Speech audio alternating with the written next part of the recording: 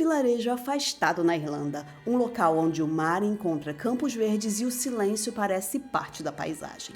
Ali havia uma casa isolada com vista para o mar. Era para ser um refúgio, um local de escrita, solidão e silêncio. Mas, na manhã do dia 23 de dezembro de 1996, o clima pacífico foi estilhaçado quando uma mulher foi encontrada morta no caminho de sua casa. Não havia sinais de roubo, nem testemunhas. E o cenário, antes tão tranquilo, logo se transformou em um quebra-cabeça repleto de violência, contradições, batalhas judiciais e erros irreversíveis. Prepare-se! A carruagem sobrenatural de hoje vai te levar até a Irlanda rural dos anos 90, para conhecer um caso em que o mistério não está apenas em quem é o assassino, mas também em como a verdade se perdeu em meio a uma investigação cheia de falhas.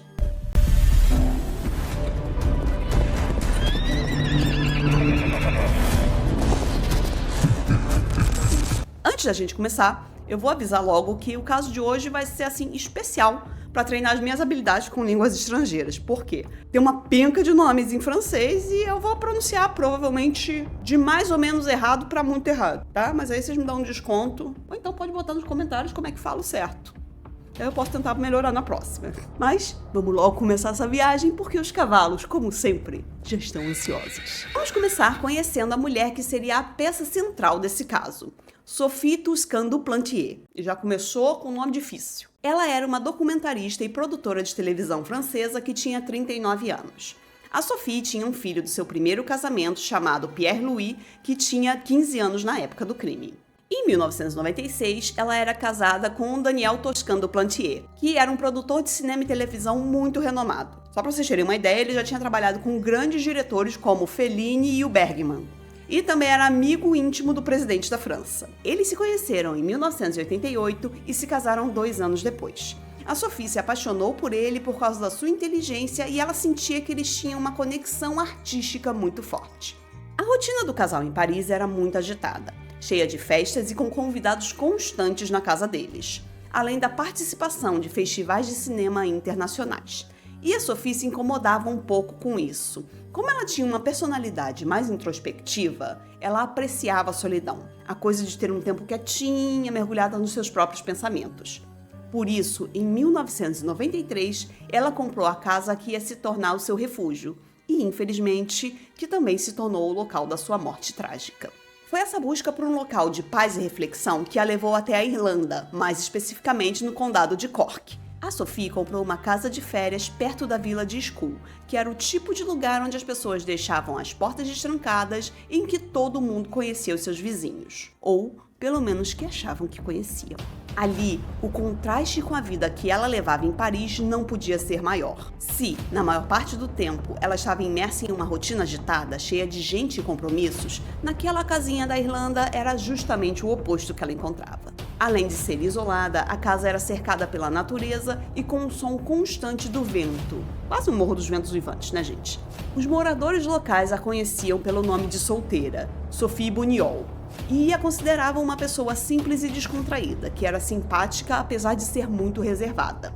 Ela costumava ir para a Irlanda umas 4 ou 5 vezes por ano e passar um tempinho sozinha naquela casa, que era uma espécie de santuário, longe das demandas da vida profissional e dos compromissos sociais. Aquele negócio, né, que 10 em cada 10 escritores sonham. Um lugarzinho isolado, sem quase nada para fazer, com muito tempo livre para escrever e pouca gente em volta. Se me solta num lugar desse, é capaz de nunca mais ninguém me ver. Em dezembro de 1996, a Sophie planejava passar o Natal em Paris com Daniel, já que o seu filho, Pierre-Louis, passaria o Natal com o pai dele. Mas, como era de costume, ela decidiu fazer uma última viagem à Irlanda antes das festividades. E aqui entra um detalhe interessante, que algumas pessoas consideram como uma espécie de premonição dela de que algo ruim ia acontecer. A Sophie costumava ir sozinha para casa na Irlanda, mas daquela vez ligou para amigos e familiares convidando-os a ir com ela. Só que, por razões diversas, ninguém pôde ir. Então, né, fazer o quê?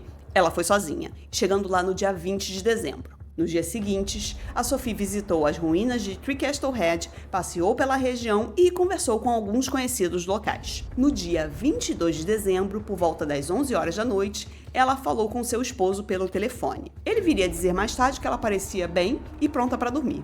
Poucas horas depois daquela última ligação telefônica, na madrugada de 23 de dezembro, Sophie Toscano-Plantier seria assassinada de forma brutal no caminho de acesso à sua casa. Ela nunca teria a chance de voltar a Paris ou de celebrar o Natal com a família. Um detalhe que torna essa história ainda mais sombria e trágica é que os investigadores encontraram ao lado da cama de Sophie um livro de poemas, e o livro estava aberto em um poema específico, chamado Um Sonho de Morte.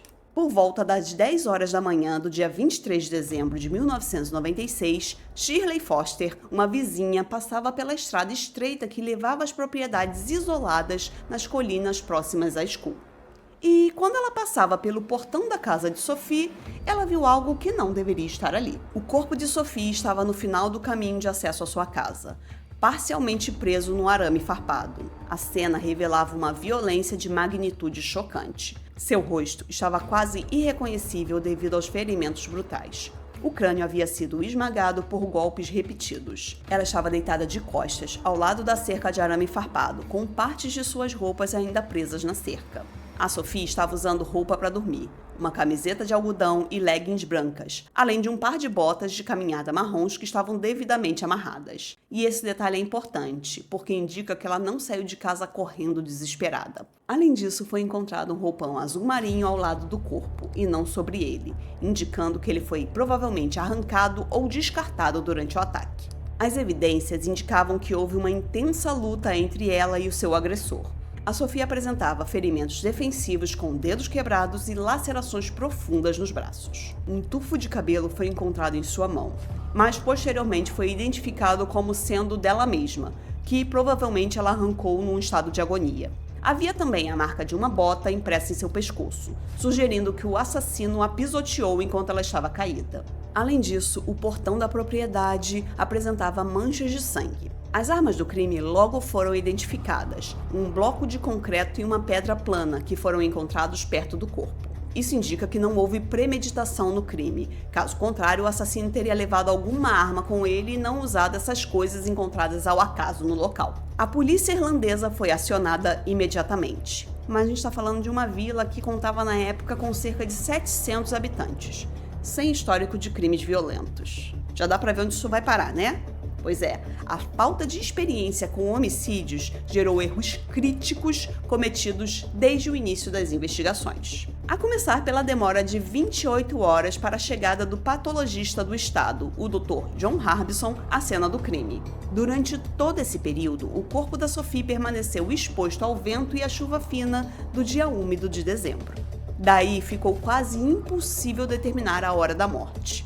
Isso além da movimentação de pessoas pelo local sem qualquer controle, o que levou à perda de evidências que poderiam ser decisivas no futuro. Em resumo, a ação da polícia parecia uma aula de como não conduzir uma investigação de homicídio. Mas os problemas não pararam por aí.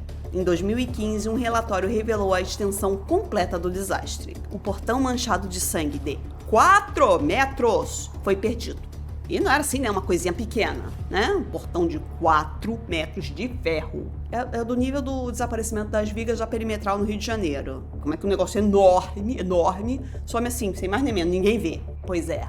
Também sumiram 139 depoimentos de testemunhas e 5 dossiês completos de alguns suspeitos. Na prática, esse amontoado de erros foi devastador para a possível identificação do responsável pelo crime. Não havia ou não foi devidamente coletado o DNA do agressor na cena do crime. Nenhum cabelo, nenhuma fibra de roupa, nenhum vestígio biológico que pudesse ser definitivamente ligado a um suspeito. As armas do crime, o bloco de concreto e a pedra, foram recuperados, mas a cena do crime estava tão contaminada que qualquer vestígio que fosse encontrado nela não podia ser muito confiável. O cenário dentro da casa era bem diferente da violência encontrada do lado de fora. Não havia sinais de arrombamento e nada foi roubado. As portas estavam trancadas e as luzes apagadas. O fato de as luzes estarem apagadas sugere que a Sophie pode ter ouvido algum barulho suspeito do lado de fora e ter saído para investigar.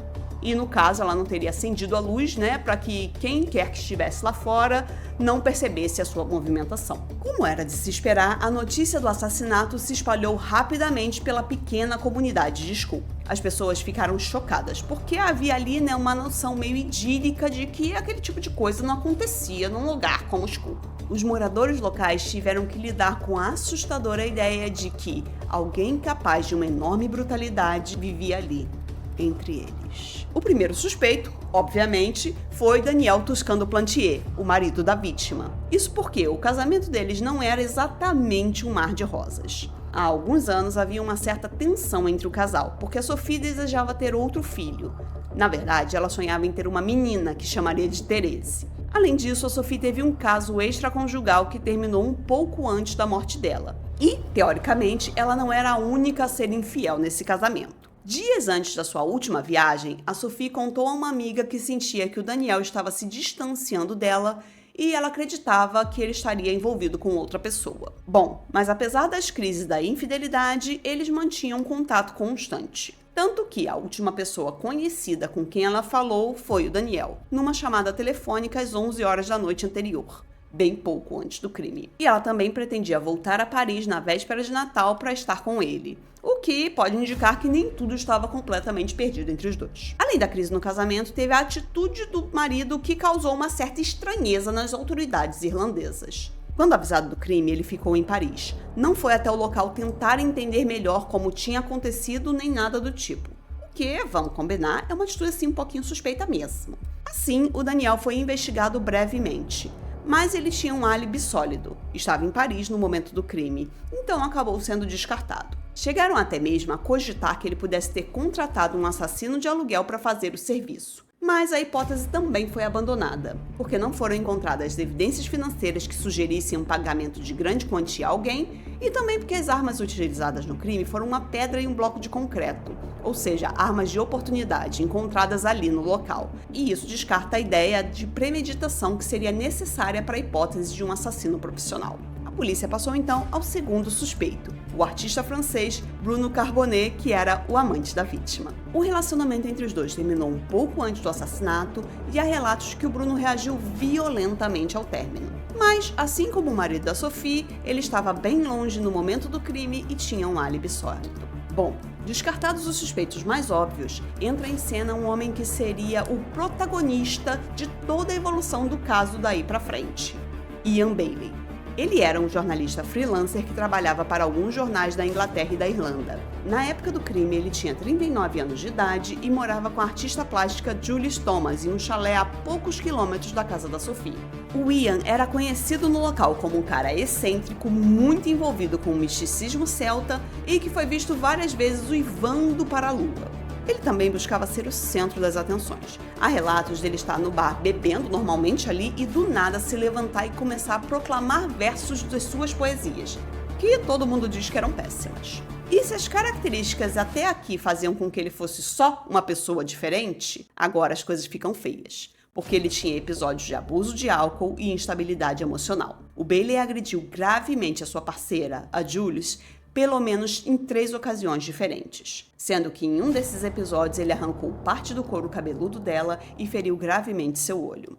Assim, quanto mais a gente olha, mais ele piora. É, um ser humano impressionante, da pior forma possível. Tá, mas apesar disso tudo, teoricamente, Ian Bailey e Sophie não se conheciam. Então, como ele se tornou o principal suspeito do caso? O que aconteceu foi que o Ian Bailey foi o primeiro repórter a aparecer na cena do crime, logo na manhã do dia 23 de dezembro. Até aí, nada de errado, né? Então, nos dias seguintes, ele passa a ser o principal correspondente dos jornais europeus sobre o caso e vai escrevendo diversas matérias sobre o crime, lançando as mais diversas teorias sobre o que teria acontecido. Falou que o marido teria contratado um assassino de aluguel e que ele queria ficar com o seguro de vida dela porque estava mal de dinheiro. Também especulou que a Sophie tinha vários amantes que poderiam ser os culpados e coisas do tipo. Para algumas pessoas, isso pode ser visto como uma forma dele de desviar a atenção de si, apontando para outras linhas investigativas. Mas também podia ser apenas, não que isso seja ético, né? Mas um jornalista querendo se aproveitar de uma tragédia para faturar muito dinheiro. Não seria a primeira vez, né? Enquanto isso, a polícia vai fazendo seu trabalho, entrevistando diversas pessoas para ver se alguém tem alguma informação relevante e, infelizmente, não consegue nada de grande utilidade. Porém, em 11 de janeiro de 1997, a polícia recebeu uma ligação que seria fundamental para a linha investigativa que seria adotada a partir daí. Uma mulher que se identificou apenas como Fiona afirmou que, na noite do assassinato, por volta das 3 da manhã, ela estava passando de carro pela fonte Queufada e viu um homem ali.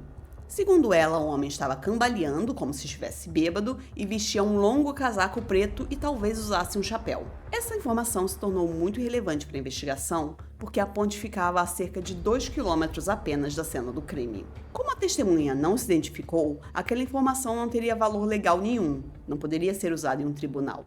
Então, a polícia fez um apelo na televisão para que a testemunha se apresentasse formalmente na delegacia. Dias depois, a Fiona liga novamente para informar que não ia depor oficialmente, mas ela cometeu o erro de ter ligado de sua própria casa e foi identificada como Mary Farrell, uma comerciante de Skull.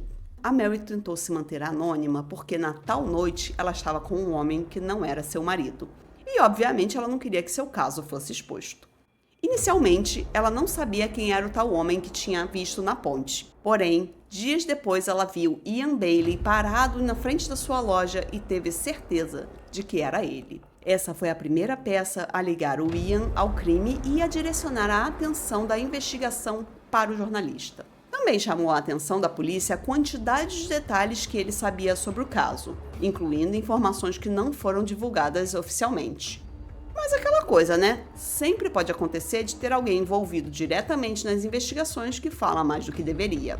Então, Ian Bailey e a sua companheira Jules Thomas foram interrogados. O Ian afirmou que não conhecia Sophie, embora soubesse quem ela era. Na noite de 22 de dezembro, o casal tinha ido a um pub e foram dormir por volta de 1h da madrugada do dia 23. A Jules afirmou que o Ian passou a noite inteira na cama com ela. Mas depois ela retificou seu depoimento dizendo que em algum momento ela sentiu que ele tinha saído e que ela só voltaria a vê-lo na manhã do dia seguinte. A explicação que ele deu para sua ausência foi de que teria ido ao seu estúdio, que era uma casinha logo ao lado da propriedade onde ele morava, e ele teria ido lá para escrever. Outro indício de que o Bailey podia ser o assassino era de que ele tinha arranhões profundos nas suas mãos, braços e testa.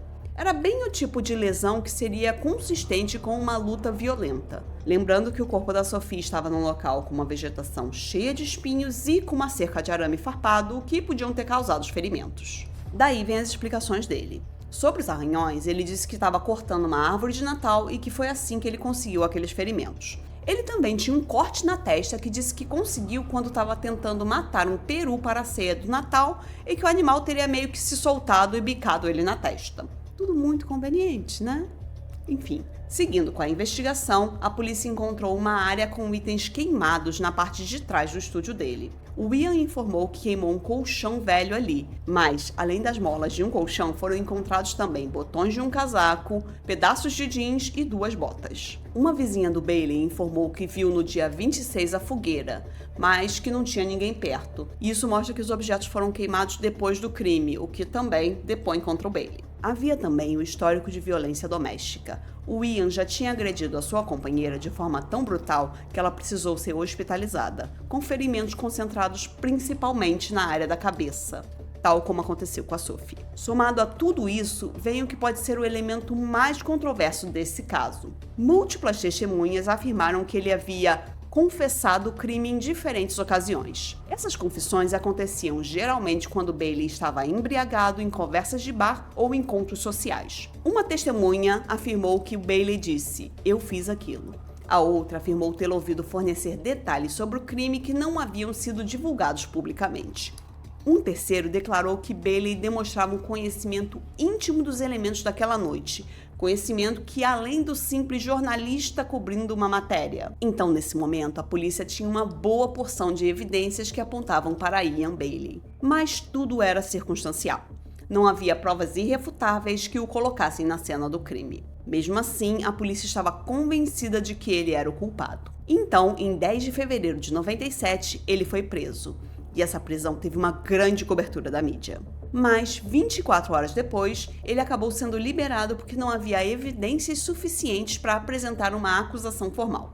A promotoria simplesmente não tinha um caso que pudesse levar ao tribunal. Ainda assim, durante meses a polícia seguiu investigando e entrevistando novamente as testemunhas, buscando o elemento que faltava para construir um caso sólido. Em janeiro de 98, o Bailey foi preso novamente. E, mais uma vez, depois de horas de interrogatório, ele foi liberado sem acusação. Em 30 de março de 2000, o diretor da promotoria pública proferiu a decisão de que não haveria processo contra Ian Bailey, porque as evidências do caso eram puramente circunstanciais e insuficientes para a condenação sobre o padrão irlandês de prova além da dúvida razoável. Além disso, os diversos erros cometidos pela polícia durante a investigação tornavam o caso ainda mais frágil. O relatório da promotoria também descreveu a testemunha-chave do caso, a Mary Farrell, como não confiável, tendo em vista que ela alterou as descrições da altura do homem e o horário exato que ela teria avistado ele, mudando de 3 e pouco da manhã para as 4 em diferentes depoimentos. Também foram apontadas as tentativas da polícia de coagir depoimentos ou oferecer incentivos a testemunhas. Isso aconteceu com Martin Graham, um homem muito pobre com antecedentes criminais e histórico de abuso de drogas. Os policiais ofereceram a ele um dinheiro e haxixe em troca de informações incriminatórias contra o Bailey. É complicado, né, gente? Aí fica complicadíssimo, né? Pois é. Por fim, o relatório considerou as tais confissões do Ian Bailey como puramente sarcasmo ou humor ácido e não como admissões de culpa genuínas. Além disso, os ferimentos que o suspeito apresentava foram considerados consistentes com a sua explicação de ter cortado uma árvore de Natal e matado um peru. Era o fim das investigações na Irlanda. Durante todo esse tempo e pelos anos seguintes, Ian Bailey manteve sua versão de que ele era inocente, que tinha sido vítima de uma polícia incompetente que precisava de um bode expiatório. Ele disse em diversas entrevistas: "Decidiram que eu era o culpado e construíram um caso ao meu redor." Segundo Ian, ele era um inglês excêntrico vivendo em uma comunidade irlandesa fechada. Virou o forasteiro perfeito para ser culpado.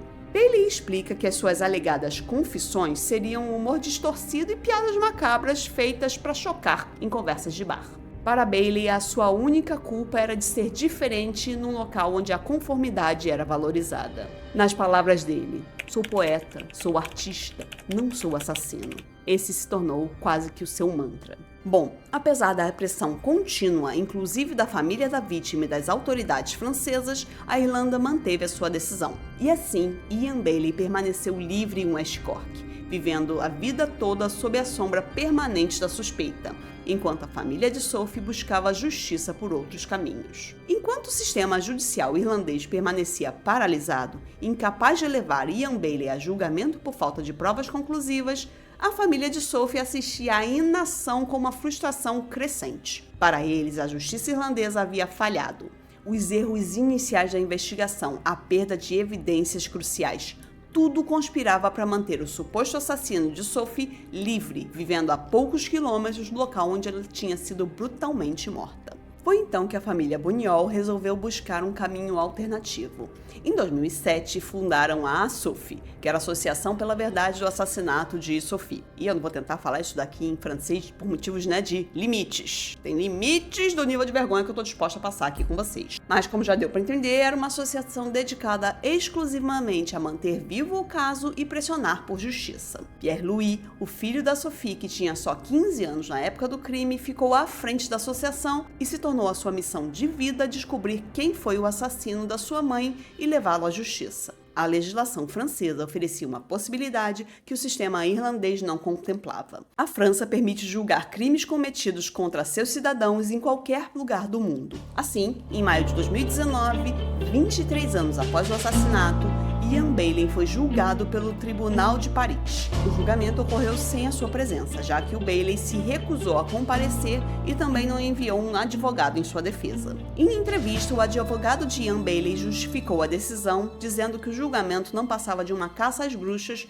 baseada em coincidências e preconceitos, e que seu cliente seria condenado de qualquer forma, fosse com ou sem defesa. Pois bem, durante 3 dias, o tribunal francês examinou meticulosamente as evidências circunstanciais acumuladas ao longo de mais de 2 décadas. Os arranhões mal explicados, o histórico de violência doméstica, as alegadas confissões, o comportamento considerado suspeito por múltiplas testemunhas. A promotoria francesa argumentou que, mesmo que cada um desses elementos pudessem ser explicados separadamente, a soma de todas as evidências circunstanciais formava um padrão de culpabilidade inegável. Assim, em 31 de maio de 2019, o veredito foi proferido. culpado de assassinato. Ian Bailey foi condenado a 25 anos de prisão. Para a família de Sophie era um momento de validação emocional. Finalmente, um tribunal tinha reconhecido oficialmente o que eles sempre acreditaram, que Bailey era o assassino de Sophie. Pierre-Louis disse numa entrevista: "Esse ainda não é o final que queríamos, mas é um reconhecimento. O mundo sabe agora, oficialmente, quem matou a minha mãe. E isso tem que significar alguma coisa." Mas tinha um problema fundamental. Ian Bailey permanecia na Irlanda e a condenação francesa não tinha poder no solo irlandês. A França emitiu então um mandado de prisão europeu solicitando a extradição de Ian Bailey. A Suprema Corte da Irlanda analisou o pedido de extradição em março de 2020 e negou-o de forma definitiva. A justificativa era de que a lei irlandesa proíbe a extradição de indivíduos por crimes cometidos fora do território do Estado emissor. Além disso, o tribunal irlandês apontou questões fundamentais de direitos humanos. Ian Bailey já tinha sido investigado e inocentado na Irlanda. Sujeitá-lo a um novo julgamento no exterior violaria o princípio de que ele não podia ser julgado 2 vezes pelo mesmo crime. A justiça tinha sido feita, mas somente no papel. A execução dessa justiça ficou para sempre fora do alcance. Além de todo esse imbróglio judicial entre a França e a Irlanda, mais uma controvérsia surgiu no caso. Porque, desde o início, a peça central do caso contra o Ian Bailey era o depoimento da Mary Farrell, que afirmou de forma categórica que tinha visto o Ian Bailey na ponte próxima da cena do crime na noite do assassinato. O testemunho dela era considerado tão crucial que fundamentou as 2 prisões do Ian, em 97 e 98. Porém, em 2005, a Mary fez o que ninguém esperava. Depois de sustentar por mais de 8 anos que tinha visto o suspeito na tal ponte, ela negou completamente seu depoimento inicial. Ela alegou que tinha sido coagida pela polícia a identificar Ian Bailey como o homem que ela viu naquela noite. Daí, um caso que já se baseava completamente em evidências circunstanciais perdeu ainda mais uma das peças frágeis que o mantinham em pé. Com a condenação de Ian Bailey na França e a recusa da Irlanda em deportá-lo, surgiu uma situação bem peculiar e desconfortável, já que ele estava livre na Irlanda, mas não havia garantias legais para ele se resolvesse viajar para outros países da Europa, onde ele podia sim ser preso e deportado para a França. Ian Bailey passou então o resto dos seus dias livre e inscuo, sempre sustentando a pose de vítima de uma grande conspiração e de pobre injustiçado pela mídia e pela polícia. Inclusive, ele incorporou tanto esse papel que chegou a processar 8 jornais britânicos e irlandeses entre 2003 e 2004. Ele alegou que a cobertura da imprensa o tinha rotulado como um assassino de Sophie, destruindo a sua reputação e a sua carreira, já que, depois de toda essa má fama, nenhum jornal quis contratá-lo. Ele acabou perdendo a ação contra 6 desses jornais. O juiz declarou em seu veredito que os artigos não o identificavam como o assassino, mas sim como um suspeito que tinha sido preso, o que era factualmente correto. Ele chegou a ganhar 2 das ações, mas recebeu apenas 5.600 libras de indenização. Por outro lado, ele teve que arcar com os custos dos processos que perdeu, que foram estimados em cerca de 420 mil libras. Anos mais tarde, em 2015, Bailey processou o Estado irlandês. Ele alegou prisão ilegal, agressão e conspiração por parte da polícia. Ele sustentou que tentaram incriminá-lo de forma corrupta e que testemunhas foram coagidas a fabricar provas contra ele. Mas o Ian perdeu também essa ação. O júri rejeitou as suas alegações de que a polícia conspirou para incriminá-lo. Por fim, 27 anos depois do crime, ele morreu em janeiro de 2024 de ataque cardíaco, deixando a família de Sophie sem o tão esperado encerramento que seria ver Ian Bailey sendo preso e punido pelo crime. Quem já está acostumado com os casos que eu trago aqui no podcast sabe que, além dos casos criminais, temos também aqueles casos, que tem aquele toque de mistério, que desafiam as explicações lógicas. Não é à toa que o podcast se chama Carruagem Sobrenatural, né? Pois é. E eis que, no caso da Sophie, tem uma camada também que é impossível da gente ignorar. A morte dela foi cercada por uma série de coincidências ou premonições, quem sabe. Vamos começar lá atrás, no dia do casamento da Sophie com o Daniel, em 1990. A tia dela estava presente na cerimônia e, em vez de estar feliz pela sobrinha, como era de se esperar, a tia passou a cerimônia inteira chorando copiosamente. Quando lhe perguntaram o motivo, ela disse que tinha uma sensação horrível, uma premonição de que aquele casamento estava destinado ao infortúnio, de que algo daria muito errado. Pode ser só uma tia dramática? Pode. Mas o fato é que 6 anos depois, a Sophie estaria morta. Agora, pulando para os dias imediatamente anteriores ao crime, a Sophie tinha uma amiga chamada Agnes Thomas, que conhecia uma vidente. E essa vidente teria afirmado, ao ver uma foto da Sophie, ficou visivelmente perturbada e disse algo arrepiante. Disse que ela teria uma morte violenta antes dos 40 anos. Lembrando, né, que ela tinha 39 anos quando o crime aconteceu. Outro fato que faz a gente se perguntar se havia uma força sobrenatural agindo ali é que a Sophie costumava ir sozinha para a Irlanda. Mas especificamente naquela ocasião, ela tentou convencer outras pessoas a acompanhá-la. Ela convidou 2 amigas que não puderam ir por questões pessoais, chamou também a sua tia, aquela da premonição do casamento, mas a tia estava gripada e de cama. A Sophie chegou ainda a mandar um fax para o seu primo Frederick, que não conseguiu responder a tempo. E tem mais. No dia 22 de dezembro, a véspera da sua morte, a Sophie visitou as ruínas de um castelo do século XII, um local cercado por lendas sombrias. Depois do passeio, ela se encontrou com um casal de amigos e, segundo o relato deles, a Sophie chegou pálida, visivelmente assustada. Ela disse que tinha visto uma mulher que era como uma forma branca, tipo um espectro. Essa visão, teoricamente, era a Dama do Lago, uma lenda local de um fantasma que assombrava aquelas terras do castelo. E o próprio castelo tem uma história sinistra associada a ele. A última família que morou ali foi dizimada, tendo cada um deles sofrido uma morte trágica.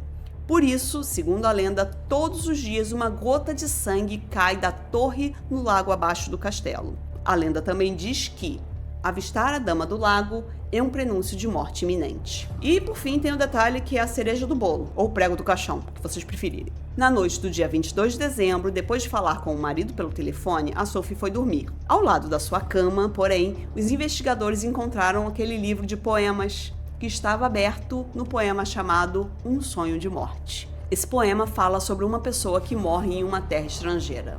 Pois é, né? Isso se parece bastante com a situação que a própria Sophie acabaria vivendo. O que deixa a gente pensando. Ela teve uma espécie de premonição? Será que ela sabia mesmo que inconscientemente que algo terrível ia acontecer? Ou será que ela teria ficado impressionada de ter visto a Dama do Lago e aquele sentimento de morte iminente ficou rondando a sua cabeça? Pode ser, nós nunca vamos saber ao certo. Então, eu vou deixar para vocês decidirem no que acreditam. Fato é que os elementos vão se somando. A visão da Dama do Lago, o poema, a insistência da Sophie para que alguém fosse com ela para a Irlanda. No fim, aquele sonho de morte se tornou realidade. E esse poderia ser o final do episódio. Por quê? Por anos o caso se manteve sem nenhuma novidade. Surge então algo que vai ser considerado a peça final para resolver o crime. Em 2022, o caso foi reaberto pela polícia irlandesa como parte do trabalho da equipe de revisão de crimes graves. Novas tecnologias de DNA por contato e extração MVAC foram utilizadas para testar evidências que haviam sido preservadas ou ignoradas anteriormente. Esses métodos de alta tecnologia vão muito além do que os antigos cotonetes utilizados normalmente para extrair o material de DNA. Permitem que um cientista forense recupere dados microscópicos de vestígios de DNA em superfícies porosas, como roupas, concretos e pedras. Com isso, novas amostras de DNA puderam ser colhidas em objetos cruciais para o crime, como a pedra e o bloco de concreto, que acredita-se terem sido usados para golpear a Sophie. O Instituto de Ciências Forenses da Irlanda está agora comparando o DNA encontrado com as amostras genéticas armazenadas de várias pessoas envolvidas no caso, incluindo o DNA fornecido anteriormente por Ian Bailey. A irmã do Ian deu uma entrevista dizendo que acredita que o resultado dos exames irá inocentar de uma vez por todas o seu irmão. A família Toscan do Plantier expressou mais uma vez seu apoio unânime aos novos testes forenses, exaltando o avanço da ciência após anos de investigação infrutífera. Infelizmente, a vida real não é como um episódio do CSI. Ou seja, os resultados das análises demoram para sair. Por mais que as amostras tenham sido colhidas na metade de 2025, o resultado só está previsto para sair nesse ano. Mas enquanto não há avanços sobre o caso, se você tiver interesse em saber mais sobre o que aconteceu, eu recomendo assistir a série da Netflix Sophie, Assassinato em West Cork, que é inclusive uma das fontes desse episódio. E se quiser conhecer mais casos como esse, pode assistir aos episódios que estão aparecendo aqui na tela para você. Nos vemos em breve, passageiros. Até lá, lembrem de deixar a luz acesa.